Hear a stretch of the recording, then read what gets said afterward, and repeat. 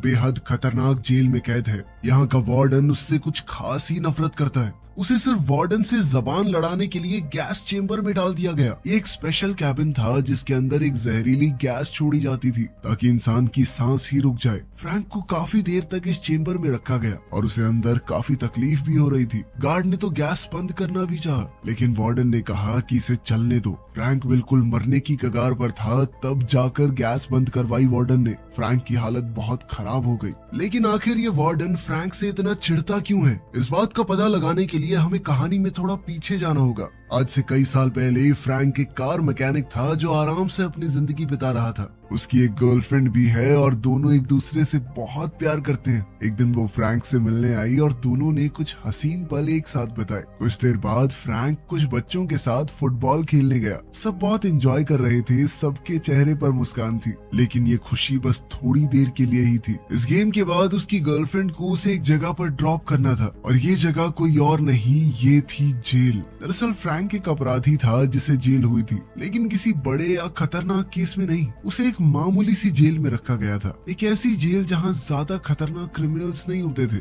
उस जेल के सभी लोग बहुत ही खुश मिजाज और मिलनसार थे और वहाँ फ्रैंक सबका फेवरेट था। वो कभी कोई रूल नहीं तोड़ता था और इसी वजह से पुलिस वालों ने उसे हर हफ्ता एक दिन घर जाने की परमिशन दे दी थी। दरअसल उसके एक गुरु थे जिन्होंने बचपन से उसे अमेरिकन फुटबॉल खेलना सिखाया था। उनकी फ्रैंक बहुत ज्यादा इज्जत करता था। एक दिन उनके ऊपर अचानक ही कुछ लोगों ने हमला कर दिया। फ्रैंक खुद को रोक न सका और उसने उन गुंडों को पीट पीट कर अधमरा कर दिया और उन्हें इतना बुरा मारा कि कोर्ट ने उसे सजा के तौर पर जेल भेज दिया। और जब उसके इस गुरु की मौत होने वाली थी तो फ्रैंक ने जेल के वार्डन से रिक्वेस्ट की कि वो अपने गुरु से एक आखिरी बार मिलना चाहता है, वो भी बस 1 घंटे के लिए। लेकिन वार्डन ने साफ इनकार कर दिया क्योंकि वो अपने गुरु के पास किसी भी हालत में जाना चाहता था। इसलिए फ्रैंक जेल से भाग गया। अपने गुरु के आखिरी पलों में वो उसके साथ था और उसके बाद खुद ही उसने पुलिस के सामने आकर सरेंडर भी कर दिया। लेकिन वो जेल जहां से वो भागा था उसकी सिक्योरिटी इतनी ज्यादा टाइट थी कि आज तक वहां से कोई भाग नहीं पाया था। फ्रैंक का नाम मीडिया में छा गया और सब उसे एक हीरो कहने लग गए। लेकिन जेल से भागने की वजह से उसकी सजा में 5 साल का टाइम एक्स्ट्रा जोड़ दिया गया। वो जेल में फिर से वैसे ही बिना कोई रूल तोड़े रहा। इसी शराफत के साथ उसने जेल में 4 साल बिता दिए और अब फ्रैंक की सजा के सिर्फ 2 महीने बाकी थे। लेकिन उस रात सब कुछ बदल गया। फ्रैंक अपने सेल में था, तभी कुछ लोग वहां आए जो कि दूसरी जेल के सिक्योरिटी गार्ड्स थे। बिना किसी वार्निंग के वो फ्रैंक को जबरदस्ती उठा के दूसरी जेल ले गए। फ्रैंक पूरी तरह से कंफ्यूज था। उसने कहा कि मुझे किसी ट्रांसफर के बारे में नहीं बताया गया, लेकिन गार्ड्स ने बस एक बात कही कि यही हमारा काम करने का तरीका है, बता के जेल में नहीं ले जाते हम। और अब जहां फ्रैंक को रखा गया था वो जेल पूरी तरह से अलग थी। ये एक बहुत हाई सिक्योरिटी जेल थी। यहाँ के क्रिमिनल्स भी मामूली नहीं थे। यहाँ तो सिर्फ खूनी, साइकोपैथ और हार्डकोर क्रिमिनल्स रहते थे। और सबसे शॉकिंग बात ये थी कि इस जेल का वार्डन वही था जिसकी पहली जेल से फ्रैंक भागा था। और हुआ ये था कि फ्रैंक के भागने के बाद उस वार्डन की इज्जत मिट्टी में मिल गई थी। उसे उसके पद से डिमोट भी कर दिया गया। साथ ही उसके साथ काम करने वाले लोग उसका मजाक भी उड़ाने लगे। इसलिए अब वो फ्रैंक से बदला लेना चाहता था। जेल में आते ही एक ऑफिसर ने फ्रैंक को सारे रूल्स समझा दिए। अगर किसी भी रूल को तोड़ा तो बहुत बुरी सजा मिलेगी। थोड़ी देर बाद फ्रैंक को वार्डन के सामने लाया गया। वार्डन कहने लगा कि तुम जेल से भागे और मीडिया ने तुम्हें हीरो बना दिया, लेकिन मेरे करियर की तो धज्जियां उड़ गई ना। एक वक्त था जब मैं देश के टॉप वार्डन में आता था, अब लोग मेरी पीठ पीछे हंसते हैं मुझ पर। फ्रैंक ने शांति से उसका जवाब दिया, गलती भी तुम्हारी ही थी। मैंने तुमसे रिक्वेस्ट की थी कि 1 घंटे के लिए मुझे जाने दो, तुमने मना किया, इसलिए मैं भाग गया। लेकिन वार्डन को उसकी इस बात से रत्ती भर फर्क नहीं पड़ा। उसके लिए ये सिर्फ एक बदले का मौका था। अब फ्रैंक को जबान चलाने के लिए पहली सजा दी गई। अब कहानी वहीं पहुंच गई जहां से शुरुआत हुई थी। उसे गैस चेंबर में डालकर प्रताड़ित किया गया। इस जेल में एक बहुत खतरनाक कैदी था जिसका नाम है चिंक। उससे सब लोग डरते थे क्योंकि वो वार्डन का खास आदमी था। वार्डन ने उसे भी कह दिया कि फ्रैंक को सबक सिखाना है। ये आदमी 2 महीने बाद छूटने वाला है, तब तक अधमरा कर दो इसे। एक दिन जब फ्रैंक अपने सेल के बाहर ग्राउंड में था, चिंक और उसके लोगों ने फ्रैंक को घेर लिया। चिंक के हाथ में एक नुकीला बर्फ तोड़ने वाला औजार भी था जो किसी को भी एक झटके में मारने के लिए काफी था। लेकिन जैसे ही वो अटैक करने वाला था, एक सिक्योरिटी ऑफिसर वहां आ गया। उसने चिंक के हाथ में वो हथियार देख लिया और जैसे ही वो चिंक के करीब आया उसे हथियार के साथ पकड़ने, तभी चिंक ने भीड़ का फायदा उठाकर हथियार को लोगों की मदद से छुपा दिया। ऑफिसर ने फ्रैंक से पूछा कि क्या चिंक के पास कोई हथियार था। फ्रैंक ने कुछ सोचकर साफ इनकार कर दिया, क्योंकि वो यहाँ किसी भी तरह की लड़ाई से बचना चाहता था। वो चाहता था कि मैं आजाद होकर दोबारा अपनी जिंदगी में लौट जाऊं। और फ्रैंक जेल में साफ सफाई का काम करने लगा। तभी उसके पास एक और कैदी आया जिसका नाम था डैलिस। डैलिस ने फ्रैंक से कहा कि जिस जेल से तू भागा था, मैं भी वहीं एक कैदी था। तू वाकई में एक जीनियस है भाई। देखिए वार्डन तुझे वैसे भी जीने नहीं देगा, हम दोनों भाग निकलते हैं यहाँ से। लेकिन फ्रैंक ने उसे मना कर दिया, क्योंकि उसे भागने की जरूरत ही नहीं थी। 2 महीने में तो उसकी सजा वैसे भी खत्म हो जाएगी। पर फिर भी डैलिस के मन में कहीं ना कहीं था कि हो सकता है कल को ये मान जाए। तो उसने कहा कि मैं तुझे गैराज में मैकेनिक का काम दिलवा सकता हूँ, जिसके लिए फ्रैंक तुरंत ही राजी हो गया। वो फ्रैंक को गैराज में ले गया, लेकिन वहाँ के हेड मैकेनिक ने फ्रैंक को काम देने से मना कर दिया, क्योंकि वो कोई ऐसा कारीगर चाहता था जिसे काम का एक्सपीरियंस तो सब कुछ सिखाना ना पड़े। अब डैलिस ने फ्रैंक को अपना प्लान बताया कि मैं एक ऊपर जाने वाले पाइप में घुसकर भागने की सोच रहा हूँ। फ्रैंक ने उसे समझाया कि उस पाइप के अंदर टेम्परेचर इतना ज्यादा है कि वो जिंदा ही नहीं बच पाएगा। और ये सुनकर डैलिस का चेहरा उतर गया। अगले दिन मेस हॉल में एक नया कैदी आया जिसका नाम था बियनो। बियनो थोड़ा सा भोला था और सब उसे परेशान करते थे। फ्रैंक ने उसकी मदद की और उसके साथ जाकर बैठ गया। बियानो ने साफ कहा कि मैं किसी गैंग में नहीं जाना चाहता। वो दोनों बातचीत कर ही रहे थे कि तभी एक कैदी ने किसी और को उसी बर्फ तोड़ने वाले हथियार से मार दिया। बियानो ये देखकर बहुत डर गया। फ्रैंक ने उससे कहा कि अगर तुमने कोई ग्रुप ज्वाइन नहीं किया तो आज नहीं तो कल ऐसा ही होगा तुम्हारे साथ। जिसके बाद बियानो अब फ्रैंक और डैलिस के ग्रुप में शामिल हो गया। अगले दिन चिंक ने फ्रैंक को एक रग्बी मैच के लिए चुनौती दी और फ्रैंक इसके लिए मान भी गया। और फिर शुरू हुआ एक खतरनाक मैच जिसमें चिंक और उसके लोग चीटिंग कर रहे थे और बार बार गेम के बहाने जबरदस्ती फ्रैंक पर हमला कर देते। लेकिन फ्रैंक एक जबरदस्त खिलाड़ी था और वो पहले से जानता था कि ये कुछ तो गड़बड़ करेंगे। वो उनके हर एक हमले का मुंह तोड़ जवाब दे रहा था। इसी मैच को हेड मैकेनिक भी देख रहा था, जिसने फ्रैंक को गैराज में काम देने से मना किया था। जब उसने फ्रैंक को खेलते हुए देखा तो वो अंदर तक हिल गया।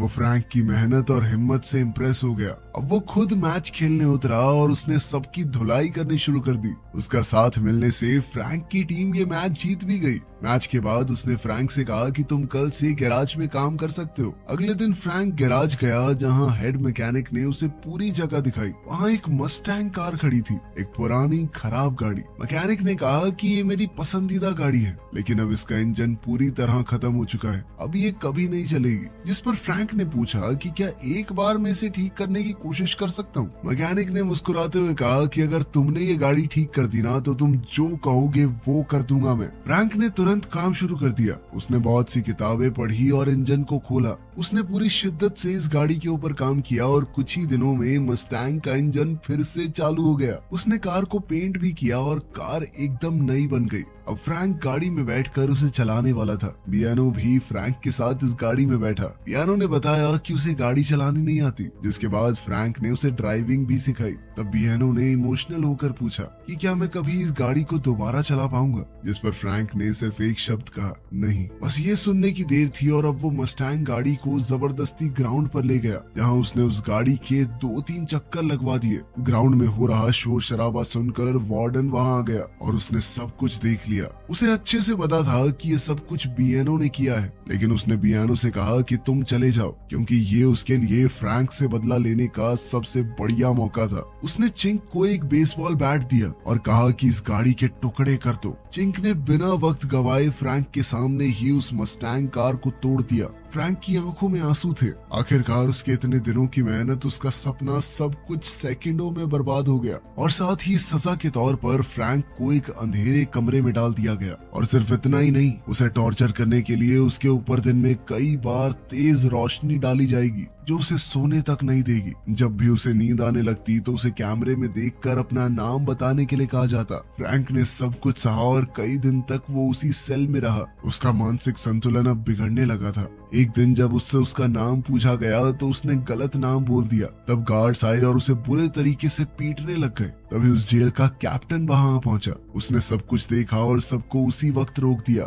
वो अच्छे से जानता था कि फ्रैंक के साथ बहुत गलत हो रहा है। कैप्टन ने फ्रैंक को वहां से निकाला और तभी उसे पता चला कि फ्रैंक की गर्लफ्रेंड ने उसे कुछ चिट्ठियां भेजी हैं, जो अभी तक उसे दी नहीं गई। आज पहली बार उसे वो सारे खत दिए गए। फ्रैंक ने उन्हें पढ़ा। हर एक चिट्ठी में ढेर सारा प्यार था, ढेर सारी उम्मीद थी। फ्रैंक बहुत ही खुश हुआ और उसे महसूस होने लगा कि शायद अब सब ठीक हो जाएगा। अब वो उस अंधेरे कमरे से बाहर निकलकर अपने दोस्तों से मिलने एक गैराज गया। वहाँ बियानो ने उससे माफी मांगी और कहा कि सजा का हकदार मैं था, मुझे माफ कर दे भाई, मैंने गलती कर दी बहुत बड़ी। इस पर फ्रैंक ने कहा कि इस बात से अब कोई फर्क नहीं पड़ता, मैं इस जेल में 40 दिन बिता चुका हूँ, सिर्फ 20 दिन बाकी हैं और फिर मैं आजाद हो जाऊंगा। अगले दिन जब फ्रैंक मेस में खाना खा रहा था तो चिंक उसके पास आया। उसने फ्रैंक की प्लेट उठाई और ले गया, लेकिन फ्रैंक ने कुछ नहीं कहा, पर उसके दोस्तों ने फ्रैंक को अपनी प्लेट से थोड़ा थोड़ा खिलाया। वार्डन को जब ये बात पता चली तो वो और भी गुस्सा हो गया। उसने चिंक को बुलाया और कहा कि कुछ भी ऐसा करो जिससे फ्रैंक की सजा बढ़ जाए। जिसके बाद चिंक और उसके लोगों ने एक नया प्लान बनाया। उसने फ्रैंक और बियानो दोनों को जिम रूम में बुलाया और वहाँ दोनों पर हमला कर दिया। उन्हें खूब मारा गया और बियानो को तो खास तौर पर टारगेट बनाया गया। चिंक ने एक बहुत भारी बेंच प्रेस वाली रॉड को बियानो के ऊपर गिरा दिया। बस उसी वक्त दर्द के मारे बियानो की मौत हो गई। जब फ्रैंक को ये पता चला तो उसके गुस्से का कोई ठिकाना नहीं था। उसे पता था कि ये सब उसे जेल में रखने के लिए हो रहा है। वार्डन तो चाहता ही था कि फ्रैंक चिंक से लड़े और इसके लिए अब उसने सारी हदें पार कर दी थी। फ्रैंक ने सोच लिया कि अब वो भी चुप नहीं रहेगा। अब वो बाहर गया चिंक और उसके साथियों के सामने और अब वो उन सबको बुरी तरह पीटने लगा। उसके हर एक मुक्के में उसका गुस्सा छलक रहा था। ये सिर्फ एक लड़ाई नहीं थी, फ्रैंक को अपने दोस्त की मौत का बदला लेना था। फ्रैंक ने चिंक को इतनी जोर से मारा कि वो बेंच पर जा गिरा। जिस तरह से उसने पहले बियानो को मारा था, फ्रैंक ने सोच लिया कि मैं इसे भी ऐसे ही मारूंगा। लेकिन उसने तभी वार्डन की खिड़की में देखा जो उसके हर कदम पर नजर रखता था। फ्रैंक समझ गया कि ये वार्डन की चाल है। वार्डन चाहता था कि फ्रैंक चिंक को मार दे ताकि उसकी सजा और बढ़ जाए और वो जिंदगी भर उसे टॉर्चर करता रहे। लेकिन फ्रैंक ने वार्डन के प्लान को कामयाब नहीं होने दिया। उसी वक्त चिंक की गैंग के एक आदमी ने पीछे से आकर फ्रैंक के ऊपर हमला करके उसे जख्मी कर दिया। जिसके बाद फ्रैंक को तुरंत मेडिकल रूम ले जाया गया। वहाँ उसकी गर्लफ्रेंड भी उससे मिली, जिसे फ्रैंक से मुलाकात के लिए सिर्फ आधा घंटा मिला था। वो दोनों एक दूसरे को देखकर खुश थे क्योंकि उनका प्यार बहुत गहरा था। लेकिन सिर्फ 5 मिनट के अंदर ही गार्ड्स वहाँ आ गए और उसकी गर्लफ्रेंड को बाहर ले गए। रात को जब फ्रैंक अपनी जेल में था तो एक और कैदी उसके पास आया और कहा कि वो कल आजाद होने वाला है। उसने धमकी दी कि आजाद होते ही मैं पहले तेरी गर्लफ्रेंड के पास जाऊंगा, बहुत चिकनी है वो, मजा आएगा उसके साथ खेलने में। उसके पास फ्रैंक की गर्लफ्रेंड की फोटो भी थी। इस बात से फ्रैंक बहुत परेशान हो गया और उसने गार्ड्स से फोन करने की परमिशन मांगी, लेकिन गार्ड्स ने मना कर दिया। तभी डैलिस वहां आया और फ्रैंक ने कहा कि मुझे यहाँ से भागना है भाई, जल्द से जल्द। डैलिस ने कहा कि तेरी सजा तो कुछ ही दिनों में खत्म होने वाली है, तो तू भागने की क्यों सोच रहा है। लेकिन फ्रैंक ने बताया कि अगर वो यहाँ से नहीं निकला तो कोई उसकी गर्लफ्रेंड को मार देगा। इसीलिए दोनों ने मिलकर जेल से भागने की प्लानिंग शुरू की। सबसे पहले उन्होंने ड्यूटी कर रहे गार्ड को बेहोश कर दिया। फिर वो दीवार के ऊपर चढ़कर दूसरी तरफ चले गए। वहाँ एक जगह थी जहाँ से दोनों तरफ रास्ता जाता था। फ्रैंक ने कहा कि हम राइट चलते हैं, लेकिन डैलिस ने कहा कि नहीं, हमें लेफ्ट जाना चाहिए, मुझे यहाँ से रास्ता पता है। फ्रैंक ने उसकी बात मान ली और वो लेफ्ट चला गया। आगे बढ़ने पर वार्डन अपने कई गार्ड्स के साथ वहाँ खड़ा था। जिसके बाद फ्रैंक को पकड़ लिया गया और वो समझ चुका था कि डैलिस ने उसे धोखा दिया है। फ्रैंक ने पूछा कि तुमने ऐसा क्यों किया मेरे साथ। डैलिस ने बताया कि देख, मुझे उम्र कैद की सजा मिली है और वार्डन ने वादा किया है मुझसे कि अगर मैं तुझे फंसा दूं तो मुझे भागने का मौका मिल सकता है। वार्डन ने कहा कि पहली बार भागने पर फ्रैंक की सजा 5 साल बढ़ाई गई थी और अब दूसरी बार कोशिश करने पर 10 साल बढ़ेंगे। वार्डन ने धमकी दी कि अगले 10 साल के अंदर तो तुझे पागल करके छोड़ूंगा इस जेल में। इधर डैलिस ने वार्डन से कहा कि सर मुझे तो छोड़ दो, मैंने आपकी सारी बात मानी, मैंने इसे भी पकड़वा दिया। लेकिन वार्डन ने कहा कि मेरी जेल से कोई नहीं भागता। फिर उसने अपने गार्ड्स को इशारा किया और उन्होंने डैलिस को बहुत बुरी तरह पीटा और फिर पानी में फेंक दिया। वार्डन ने अपने गार्ड्स को कहा कि फ्रैंक को भी इसी तरह पीटो और उसके बाद सेल में बंद कर देना इसे। जब गार्ड्स फ्रैंक पर हमला करने आए तो फ्रैंक भी चुप नहीं बैठा, उसने भी गार्ड्स पर हमला बोल दिया। वो एक एक करके सब गार्ड्स को मार रहा था और एक गार्ड को तो पानी में भी फेंक दिया। जब वो जा रहा था तो डैलिस ने कहा कि तुम मेरी मजबूरी समझ सकते हो ना, मुझे भी अपने साथ ले जाओ। फ्रैंक ने एक बड़ा दिल रखते हुए उसे भी माफ कर दिया और हाथ बढ़ाया। तब पानी में गार्ड ने चेन से फ्रैंक का गला दबाना शुरू किया। तभी डैलिस ने बिजली वाली तार निकाली और कहा कि अगर तुमने फ्रैंक को नहीं छोड़ा तो मैं पानी में करंट छोड़ दूंगा, तुम भी मारे जाओगे, देख लेना। मजबूरन गार्ड ने फ्रैंक को छोड़ दिया। जल्द ही फ्रैंक वहाँ से निकल गया और सब लोग उसकी तलाश में लग गए, पर किसी को समझ नहीं आ रहा था कि वो है कहाँ। वार्डन बहुत गुस्से में था और कहा कि मुझे फ्रैंक जिंदा चाहिए। तभी फ्रैंक पीछे से आया और वार्डन के गले पर चाकू रख दिया और कहा कि क्या तुम्हें लगा कि मैं यहाँ से भाग जाऊंगा ताकि जिंदगी भर पुलिस से भागता रहूंगा ना? मैं ऐसा नहीं करने वाला, कोई जिंदगी नहीं होगी वो। फ्रैंक वार्डन को एग्जीक्यूशन रूम में ले गया और उसे इलेक्ट्रिक चेयर पर बैठा दिया। यहाँ उन कैदियों को बैठाया जाता था जिन्हें मौत की सजा मिलती थी। वहाँ सिक्योरिटी गार्ड और कैप्टन भी था। फ्रैंक ने अपना हाथ टेप से इलेक्ट्रिक स्विच के साथ बांध दिया। सबकी बंदूकें फ्रैंक की तरफ थी। फ्रैंक ने कहा कि अगर तुमने मुझे गोली मारी तो मैं गिर जाऊंगा और मेरे हाथ के वजन से ये स्विच भी ऑन हो जाएगा, जिससे तुम्हारा ये वार्डन भी मारा जाएगा। अब कैप्टन ने सबको रोकते हुए कहा कि कोई गोली नहीं चलाएगा। फिर फ्रैंक ने वार्डन से कहा कि उसे अपने सारे जुर्म कबूल करने होंगे जो भी तुमने मेरे साथ किए हैं। कैप्टन ने भी वार्डन से कहा कि सर बता दीजिए, मरने से तो बढ़िया ही है। वार्डन ने कैप्टन को सब सच बता दिया कि कैसे उसने फ्रैंक को फंसाया था ताकि वो जेल से भागने की कोशिश करे और उसकी सजा बढ़ जाए। वार्डन की चीख निकल गई लेकिन उसे करंट नहीं लगा क्योंकि फ्रैंक ने पहले ही फ्यूज निकाल दिया था। फ्रैंक ने कहा कि मैं कभी भी वार्डन को मारना नहीं चाहता था, मैं चाहता था कि सच सबके सामने आ जाए। इसके बाद कैप्टन ने सिपाहियों से कहा कि फ्रैंक को पकड़ लो और साथ ही वार्डन को भी, क्योंकि उसने अपनी पर्सनल खुंदस निकालने के चक्कर में कई कानून तोड़े थे। इसके बाद फ्रैंक को एक हफ्ते बाद हमेशा के लिए जेल से आजाद कर दिया गया क्योंकि उसने जो कुछ भी किया था वो वार्डन की साजिश थी। वार्डन को नौकरी से निकाल दिया गया और अब उसके ऊपर